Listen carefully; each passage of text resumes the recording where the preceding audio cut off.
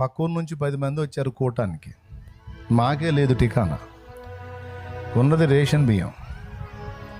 అయ్యా పైటూరు నుంచి 10 మంది వచ్చారు, ఏం చేద్దాం? ఆ ఉన్నయే వండి పెట్టుమా అన్న. ఇప్పటిదాకా వాక్యం విన్నారు, ఖాళీ కడుపుతో పోతే మంచిది కాదు. యేసయ్య వాక్యం చెప్పి కడుపు నిండా రొట్టెలు చేపలు పెట్టి పంపించాడు. మన రొట్టెలు చేపలు పెట్టకపోయినా ఉన్నయే వండి పెట్టుమా అన్న. ఆ 10 మందికి 2 కిలోలు 2 కిలోలన్నర 3 కిలోలు వండింది. మొట్టమొదట పెట్టాం. సంతోషంగా అంత ముద్ద తిని ఆ పచ్చడో సాంబారో వేసుకొని తినిపోయారు ఆ 10 మంది. అప్పటి నుంచి స్టార్ట్ అయింది. ఈరోజు మీరు గమనిస్తే ఒక నెలకు వచ్చి 50 నుంచి 60 క్వింటాలు వండుతారు. తక్కువే, అది ఇంకా ఎక్కువే. 60 క్వింటాలు పైనే వండుతారు. 2 కేజీలు ఎక్కడా, 60 క్వింటాలు ఎక్కడా?